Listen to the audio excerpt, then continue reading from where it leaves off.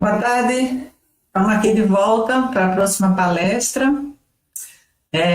Agora a gente vai falar um pouco sobre um case desenvolvido aqui do CERP, voltado para a experiência do cidadão, o X Cidadão. As palestrantes são nossos colegas, Kátia Karen Bergamini de Queiroz, da Regional São Paulo, Divisão do Domínio de Declarações e Demonstrativos, e Ana Terra Dantas de Andrade, Regional Salvador, também do mesmo domínio, Divisão do Domínio de Declarações e Demonstrativos. De início, elas já venceram o desafio de preparar um trabalho à distância, né? Cada uma numa regional, e a gente aí agora passa a palavra para elas.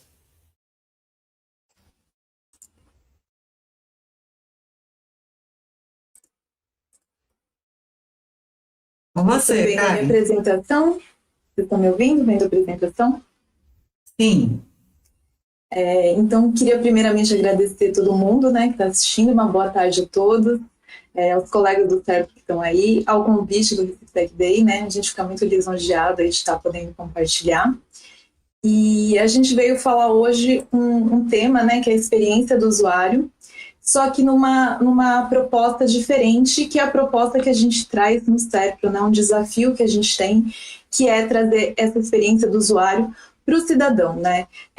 Eu comecei a estudar a experiência do usuário lá em 2014, e eu fui vendo que faltava literatura para essa parte do cidadão, que é um pouco diferente da experiência do usuário, porque ela foca em outras coisas, a forma como o cidadão interage com as nossas aplicações do CERP, né, e do governo são diferentes. Então, eu vim mostrar para vocês um pouco desse estudo que eu fiz ao longo desse ano, principalmente. Eu comecei no início de 2020 esse estudo, e algumas coisas de literatura que eu encontrei nesse estudo, né. Então, eu coloquei que o desafio de implementar a experiência do usuário na sociedade brasileira, porque a gente tem esse desafio de estar atendendo todos os usuários, né? Todos nós somos cidadãos e interagimos aí com as aplicações do governo.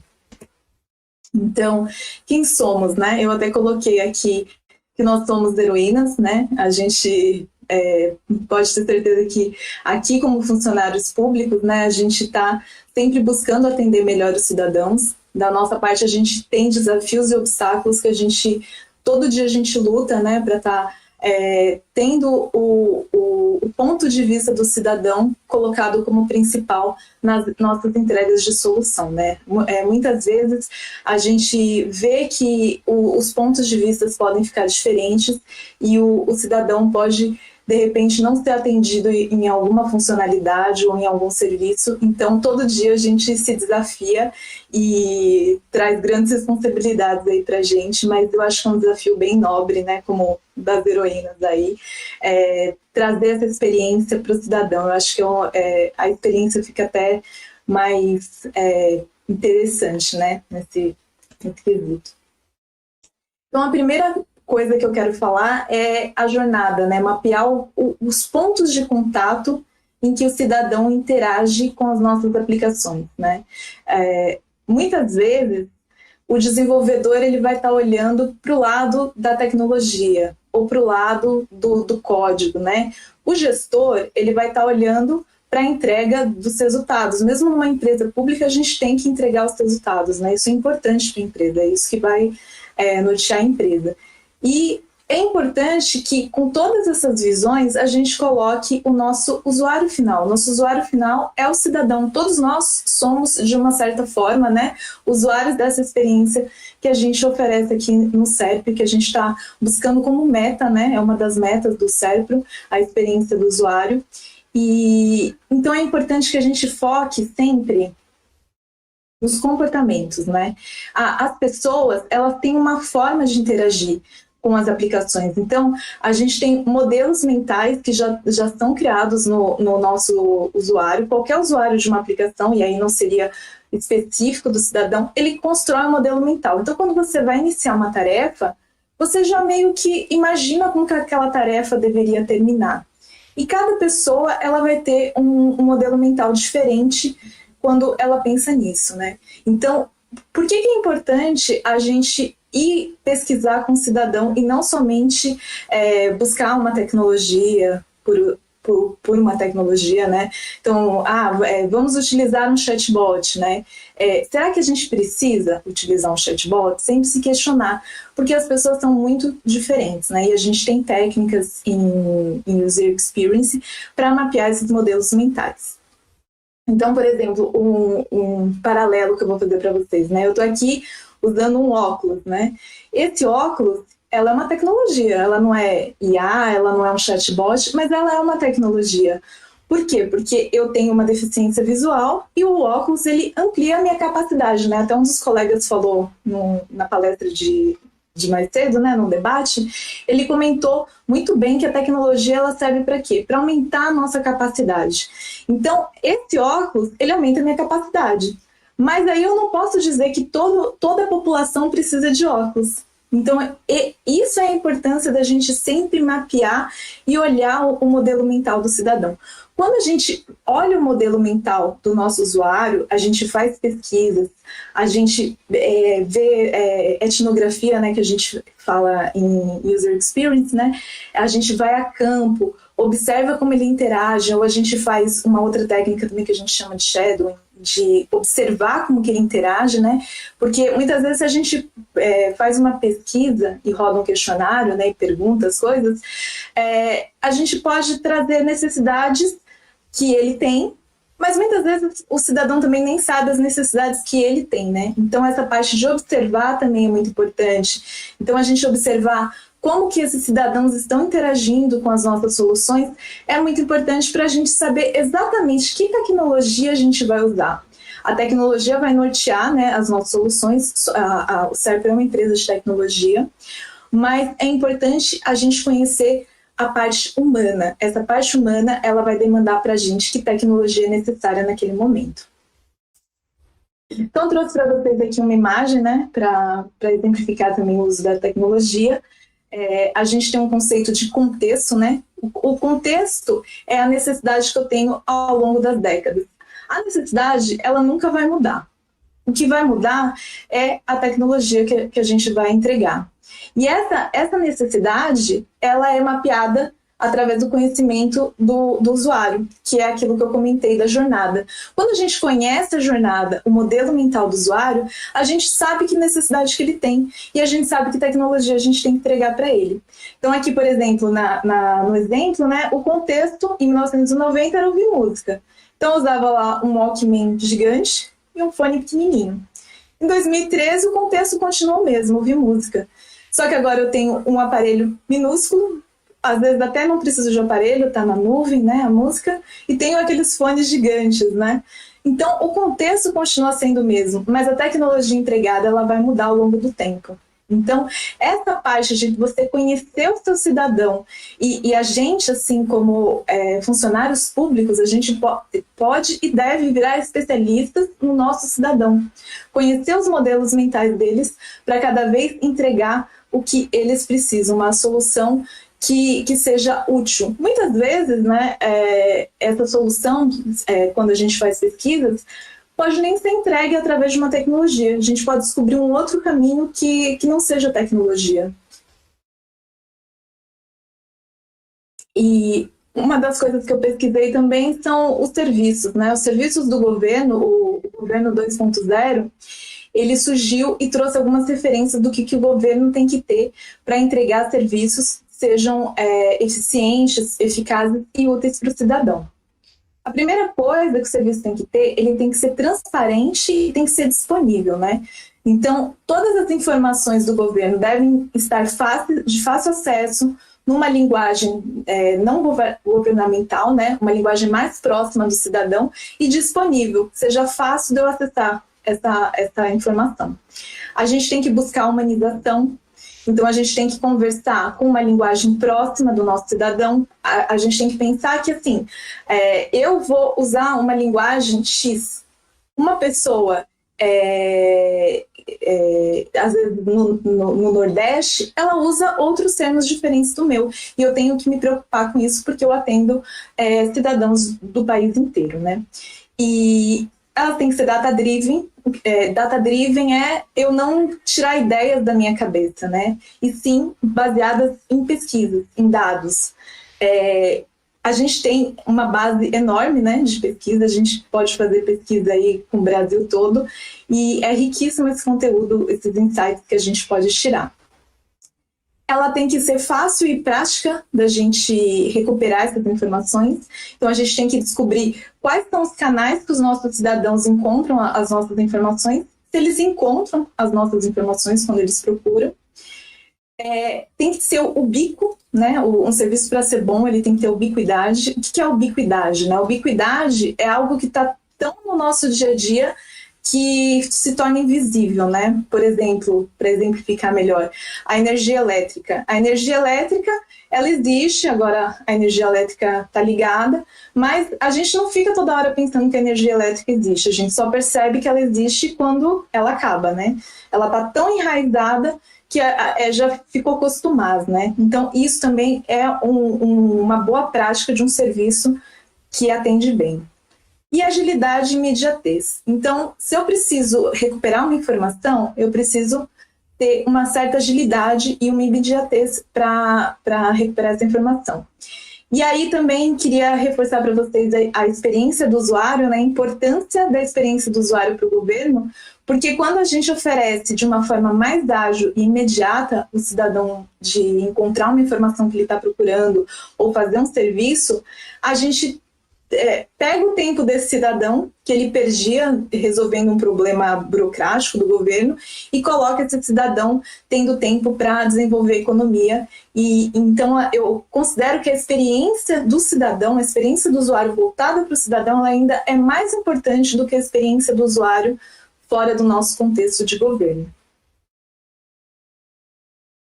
E aí, né, dos estudos que eu encontrei, eu verifiquei uma diferença básica de 3 abordagens na interação do cidadão com as nossas aplicações ou sistemas, né?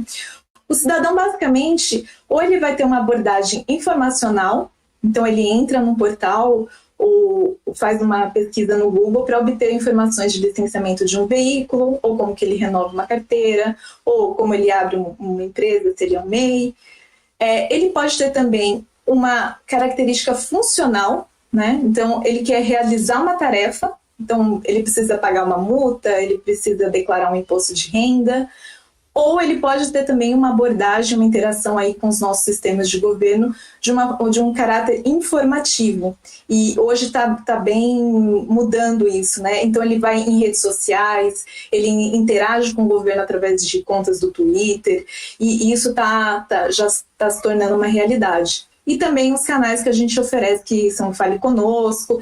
Essa é uma outra abordagem que o nosso cidadão tem. Então, assim, a experiência do usuário, ela difere porque a nossa abordagem do cidadão, ele vai basicamente ter esses 3 níveis, né? Então, as nossas aplicações, elas têm que verificar sempre essas 3 partes da interação do cidadão. Outra parte também muito importante e que difere as nossas aplicações e que a gente como designer tem que se focar é que o nosso cidadão, ele não passa pela parte de aprendizagem que as outras aplicações passam. Porque a interação do cidadão muitas vezes vai ser uma vez por ano. Por exemplo, ele vai pagar um imposto de renda, ele pagou esse ano e ele vai entrar na aplicação só no ano que vem. No ano que vem, ele já esqueceu algumas regras, ele já esqueceu onde que ele entrava. Então, essa parte de aprendizagem que a gente fala na experiência do usuário genuína, né? Quando a gente fala da experiência do usuário para o cidadão, ela tem um outro ponto que a gente tem que se preocupar que esse usuário sempre vai ser um usuário novo na nossa aplicação. Então, a gente tem que trabalhar criando affordances, né? Esse termo affordances, ele foi criado por Jacob Nielsen, que é um pai da usabilidade de user experience. E o que essas affordances significa, né? Que a gente tem que dar pistas aos nossos usuários, né? Então, essas pistas, elas ainda vão mais ao encontro das pesquisas, né? Quando eu faço pesquisas com o meu cidadão, eu crio esse modelo mental. Então, eu sei quais são as crenças dele, como que ele resolve os problemas, como que ele chega nas informações que estão disponíveis, né? Então, muitas vezes a gente ouve falar assim, mas tem um site que está cheio de informações, como que o usuário não encontra? a gente precisa mapear esse modelo mental para descobrir por que ele não está encontrando, onde que ele está encontrando obstáculos para chegar nessa informação. E isso tudo a gente só consegue com pesquisas. Aí eu mapeei aqui alguns portais, né, ao redor do mundo, que foram criados para o governo. Eu queria mostrar para vocês 2 portais, que é o portal do governo de Utah, que ele ganhou um prêmio de usabilidade, e o portal do governo de Baltimore, que também está caminhando para as mesmas pesquisas que foram feitas no portal do governo de Utah. E também tem todos esses portais, né, inclusive o portal do GovBR, que é um portal que o Brasil está fazendo aqui, o CERPRO, né, está fazendo para o governo brasileiro. Mas queria mostrar para vocês esse aqui.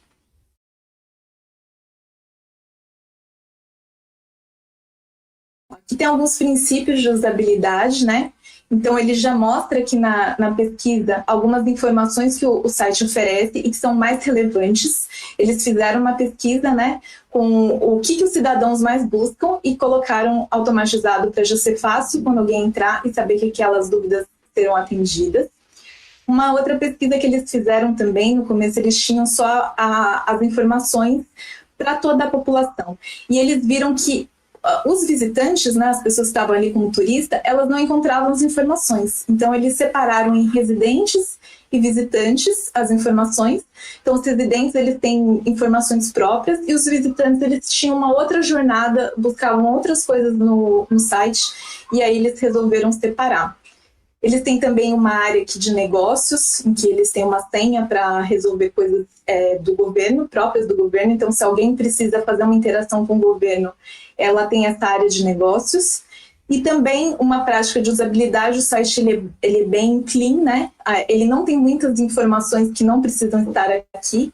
Então, a gente fala do menos é mais, né? Que não é não ter informações, e sim deixar todas as informações necessárias na página, mas não poluir, porque às vezes a gente pensa muito e acho que até os sites estão melhorando agora do governo, mas a gente via muita informação e quando a gente tem muita informação, o olhar fica um pouco perdido para encontrar informação.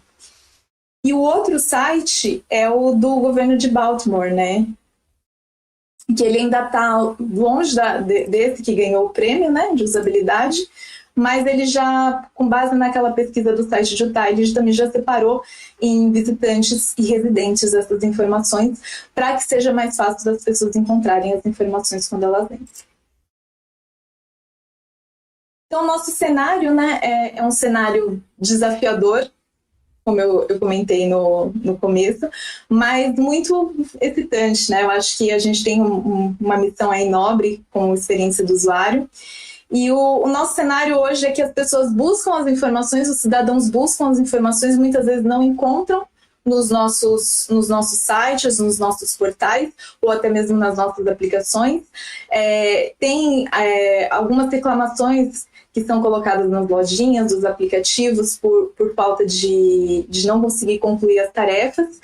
E isso tem que ser mapeado, uma jornada ponta a ponta aí do cidadão. Eu acho que a gente tem que se tornar especialista e ter uma base forte de pesquisa dentro do governo. Eu acho que isso cresce a marca do governo, porque o governo, né, apesar da gente achar muitas vezes que não é uma marca, é uma das marcas mais fortes da sociedade. Se a gente tem um governo que prisa pela experiência do usuário, pela experiência do cidadão, né? Eu, como cidadão, valorizo isso porque a minha experiência está sendo boa. A gente tem muitos documentos, né? Às vezes muita informação digitalizada, que ainda não está digitalizada também, e que a gente precisa resolver essa parte. A gente ainda tem um cidadão que não está sendo ouvido, então ele precisa se sentir ouvido. Ele, no governo 2.0, né, ele até fala que a gente tem um portal em que as soluções estejam nesse portal, os desafios do governo estejam nesse portal, e o cidadão possa interagir nesse portal propondo soluções. E a gente tem aqui agente de experiência do usuário no CERPRO, né? Estamos sempre tentando trazer uma experiência de ponta a ponta aí para o cidadão, com muitos desafios. Eu acho que a gente ainda está subindo a montanha, mas estamos aqui buscando sempre uma experiência do usuário com foco no cidadão. e que é essa experiência que eu espero ter explicado para você, que tem alguns desafios e algumas diferenças, e principalmente também uma coisa que eu não falei, é a acessibilidade, né? Focar sempre na acessibilidade, porque mais do que as outras pessoas que estão desenvolvendo aplicações no governo, a gente tem que focar em ser acessível para todo mundo. E acessível, eu não estou nem falando da parte de só atender as pessoas que são cegas ou têm deficiência auditiva, e sim também os díspares da sociedade, né? A gente tem pessoas com celulares, com capacidades diferentes, ou pessoas que ainda não têm tecnologia, e a gente precisa pensar em todas essas pessoas e como atendê-las melhores. E agora eu vou falar de um case que a gente fez aqui no CERPRO, um case que foi muito interessante, né? A gente desenvolveu um aplicativo que já é de conhecimento de todo mundo. A gente quis justamente pegar um aplicativo que é usado pela maioria das pessoas, né? O aplicativo, nem tanto, mas a aplicação vocês vão ver que é algo conhecido por todo mundo. A gente fez um trabalho bem interessante no nosso domínio. A gente fez remoto, né? Eu trabalho em São Paulo e a Ana trabalha em Salvador. E foi um trabalho cheio de desafios e obstáculos. E agora eu vou passar para a Ana para falar desse case. Que é o case do meu imposto de renda. Não, pode passar, Karen, por favor. Então, Karen já me apresentou. Meu nome é Ana Terra, eu sou da equipe do IRPF, mas eu trabalho na Regional Salvador. Ela trabalha em São Paulo e a gente fez esse trabalho de uma forma remota, né? Eu vou continuar a apresentação falando sobre esse trabalho de experiência de usuário que a gente rodou no meu imposto de renda, mas antes eu vou só contar uma historinha aqui, um histórico desse envio de declarações por dispositivos móveis. O primeiro app para preenchimento que foi disponibilizado pela Receita chamava MRPF. Ele foi lançado em 2013 e naquele ano ele teve 50 mil declarações transmitidas. Para o universo de declarações daquela época, correspondeu a bem menos de 1%, eu acho que foi em torno de 0,2%. Esse aplicativo ele ficou disponível até 2017. Em 2018, a Receita lançou esse produto novo, né, mais moderno, com mais funcionalidades, que foi o meu imposto de renda. A gente chama ele de MIR, eu vou acabar chamando ele de MIR aqui na apresentação, vocês já sabem que são as iniciais.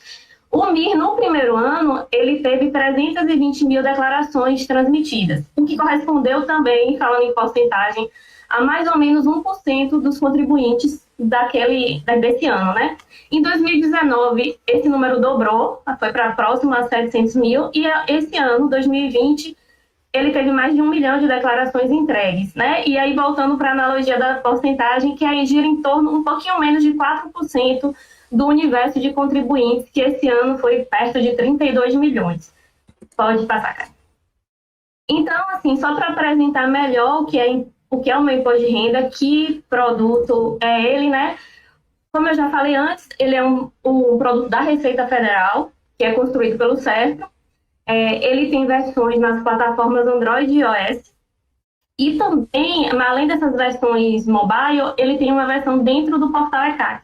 Tem uma versão web dentro do portal ECAC, mas é a mesma aplicação.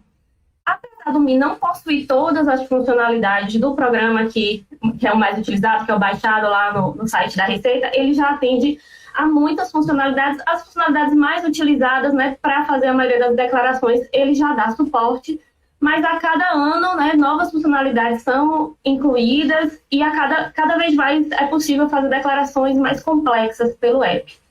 Hoje a gente tem um cenário da sociedade mesmo, onde muitas pessoas nem têm mais computadores pessoais, nem teriam como baixar, né, teria que recorrer a um contador, a algum amigo, e o MIR vem e ajuda essas pessoas, né? A pessoa que tem uma declaração que é possível entregar pelo MIR, ela faz pelo celular, pelo tablet.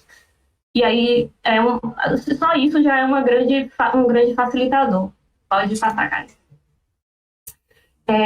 Então, falando um pouco de aplicativo, né, uma diferença grande que a gente percebe entre trabalhar com o sistema web tradicional e com os aplicativos é esse feedback que a gente tem meio que imediato das lojas, né? E aí, à medida que o app, quando a gente libera o app, à medida que as pessoas vão baixando, vão usando, mais pessoas comentam, a gente acaba tendo muitos comentários reportados na loja, o que acaba criando, na verdade, um canal direto com esse usuário final. No nosso caso, é o cidadão, que é o foco desse trabalho, né? Então, e essa pessoa que a gente quer atingir, né? A gente tem diversos tipos de comentários na loja, desde problemas, dúvidas, e soluções, tipo, elogios, sugestões de melhoria. No caso do Mi, esses comentários são respondidos pela própria Receita Federal. O responsável pelo Mi é muito atuante na loja. Se vocês entrarem nas lojas, tanto na Google Play como na Apple Store, vocês vão ver que quase todos os comentários são respondidos. Ele tira dúvida, passa orientação e também usa os comentários como ele colhe esses feedbacks para, de fato, atuar na melhoria desse produto. Aí a gente está mostrando só um exemplo, né? Isso é um recorte da loja da Google, né? Onde está aí respondido pelo governo federal 2 comentários, um positivo e um negativo. E aí, quando a gente fala em UX cidadã, né, a gente quer mostrar isso, ouvir o cidadão de fato. A Receita podia, tipo, ótimo, ele achou bom, mas ele fez questão de responder, agradecer pela sugestão e dizer que também é desejo dele facilitar o preenchimento. Então, ele está dizendo para o contribuinte que está escutando ele e, de fato, está, né? Pode passar. Então, agora, voltando para o trabalho que a gente fez, agora que todo mundo já conheceu o Mi, vamos voltar a falar um pouco dessa jornada de UX que a gente rodou no sistema, né? O Serpro tem, desde o ano passado, assim, mais fortemente, tem incentivado, né, o uso de práticas e de melhoria da experiência dos seus produtos, e por conta de todas as características que eu falei aqui sobre o Mi, né, o potencial de crescimento, hoje ele está aí com 4%, isso pode crescer muito, e a diversidade de usuários que a gente tem, o Mi acaba sendo um produto cuja a necessidade de melhorar a experiência é quase constante, né? A gente sempre tem que pensar em muitos perfis para fazer qualquer mudança, se vai atender a todo mundo. Então, o nosso trabalho teve um ponto de partida justamente nos comentários da loja, né? Existe uma ferramenta, né? Uma prática de UX que chama Desk Research, que é quando você faz levantamentos de dados que você já possui. E é o nosso caso, a gente já tinha esses dados da loja e a gente usou esses comentários para servir como base para rodar outras práticas. Aí vocês estão vendo uma planilha que chama Rainbow Spreadsheet. Ela é uma ferramenta que é utilizada para...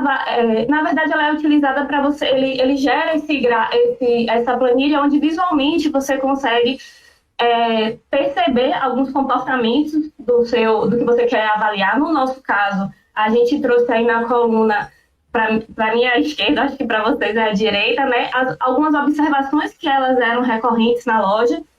E você vê que as colunas seguintes, né, a gente botou as ocorrências. Isso podia ser uma pesquisa e essas colunas podiam ser as pessoas que participaram da pesquisa. No nosso caso, a gente fez essa analogia, né, a gente fez essa adaptação com as ocorrências de observações na loja e a gente fez aí esse trabalho e a gente percebeu, tem 3 coisas que muitas pessoas estão falando, a gente precisa dar atenção a essas coisas.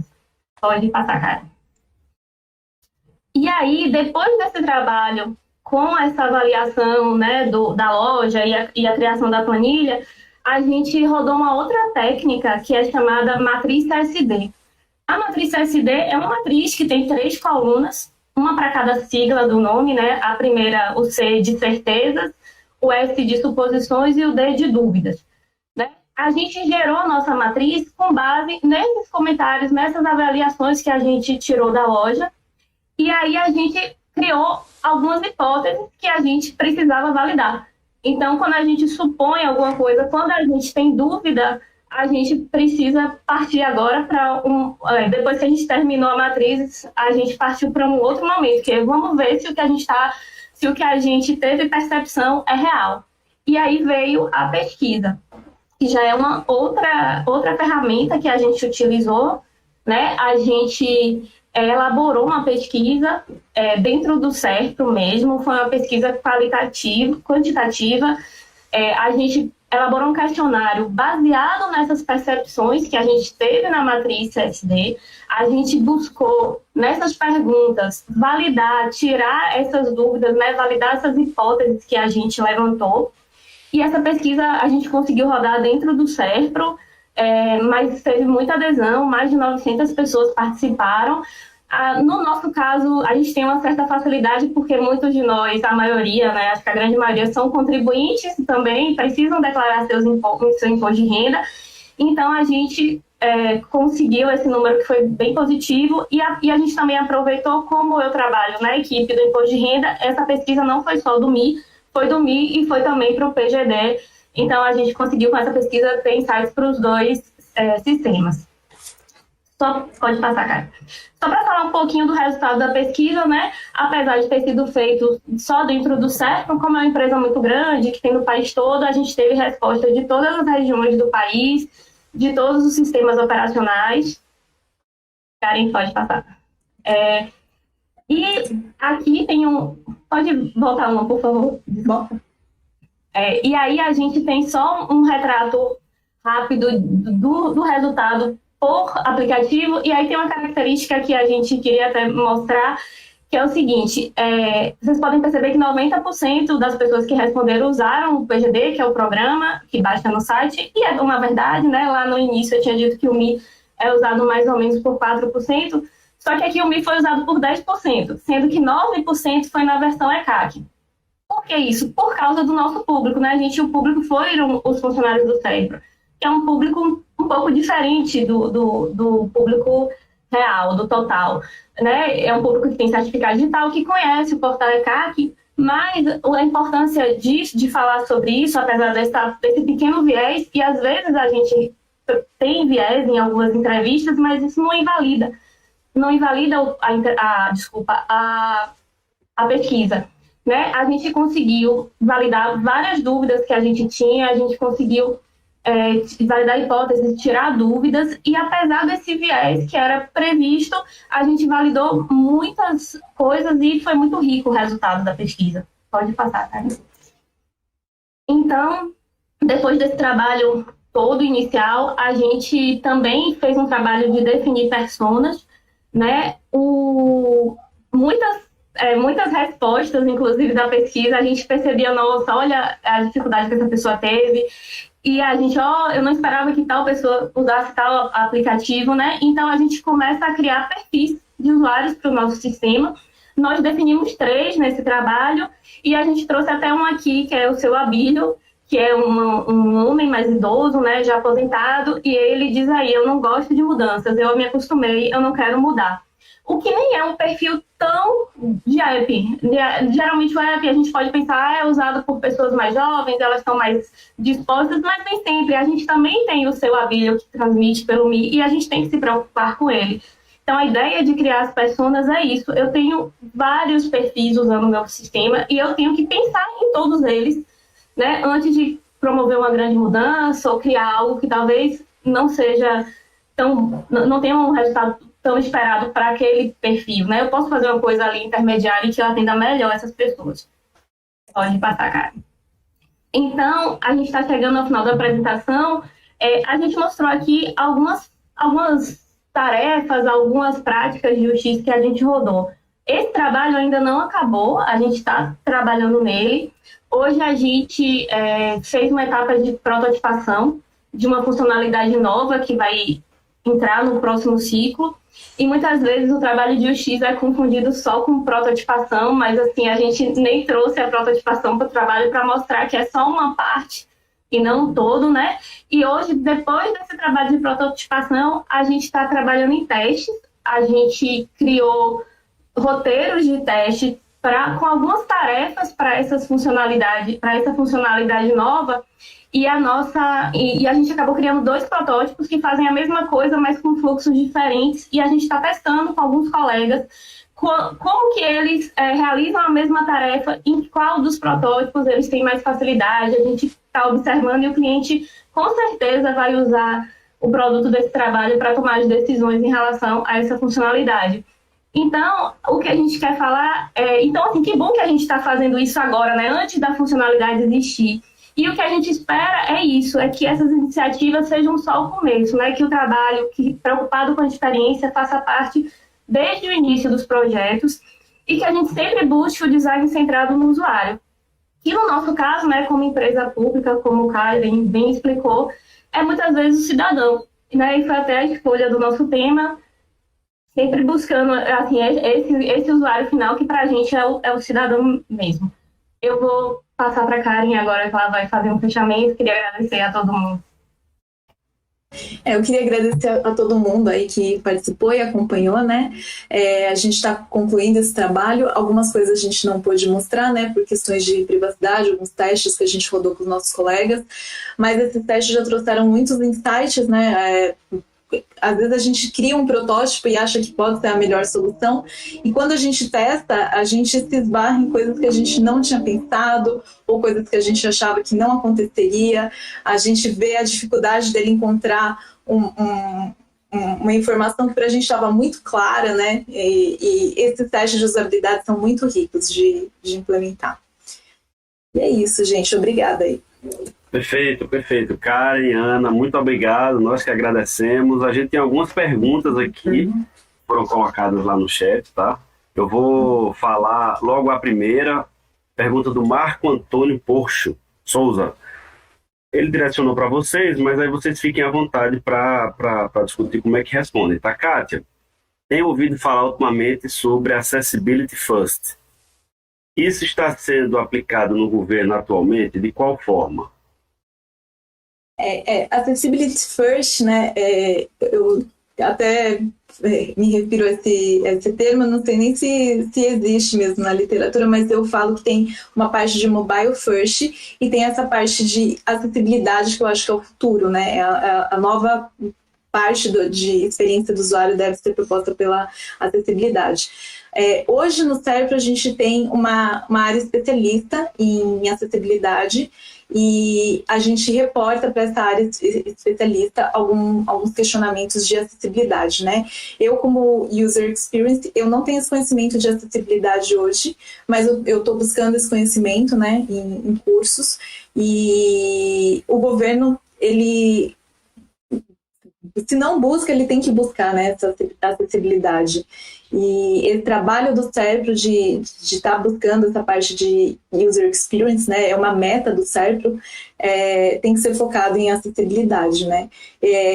Eu, como estudante, né, de user experience, eu acho que todo mundo, inclusive até desenvolvedores, devem conhecer sobre acessibilidade, pelo menos o básico, né, apesar de a gente ter essa área especialista, para a gente sempre estar pensando na acessibilidade até mesmo antes de começar a criar as nossas aplicações.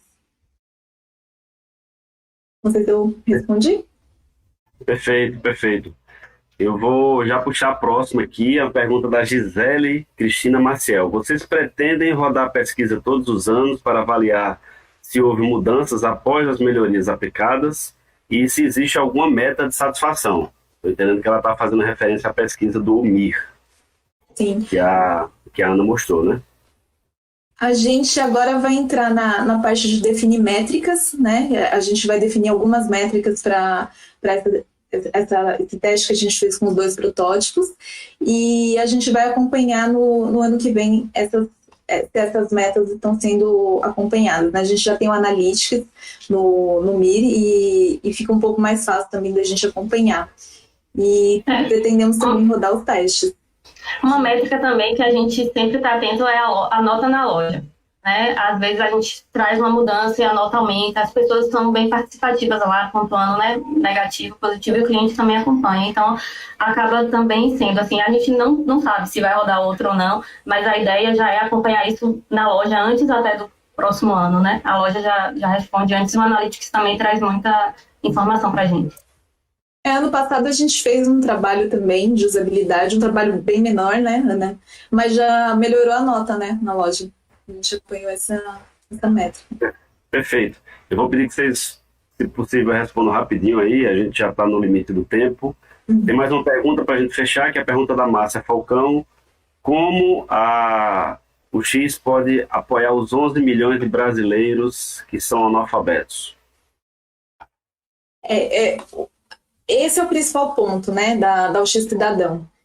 sendo aqui bem resumida, né, a gente precisa perguntar para eles quais são as necessidades. A gente não tem como propor uma solução sem a gente observar o que eles precisam, senão é uma solução, é um achismo somente que a gente vai dar e a gente não vai dar um produto eficaz para eles. Então, a primeira coisa é a gente pegar esses 11 milhões de analfabetos e rodar pesquisas com eles, observar, ir a campo, aplicar etnografia, todas essas ferramentas de justiça que são muito vastas, a gente aplicar e descobrir quais são as necessidades. Perfeito, perfeito. Pessoal, agora a gente precisa encerrar, então, mais uma vez, Karen, Ana, em nome da organização do Tech Day, do SERPRO, muito obrigado por compartilharem com a gente aqui esse tema da UX Cidadã. Bom, aí, se precisar, pode me mandar aí nas redes sociais, aqui está o LinkedIn. A gente responde. Perfeito, está o contato de vocês aí para quem estiver acompanhando. Perfeito. Pessoal, para quem nos assiste, a gente vai fazer uma pausa agora para reorganizar a sala aqui e às 16 horas a gente retoma com a próxima palestra aqui da sala principal. Obrigado a todos, daqui a pouco a gente volta. Já a gente volta.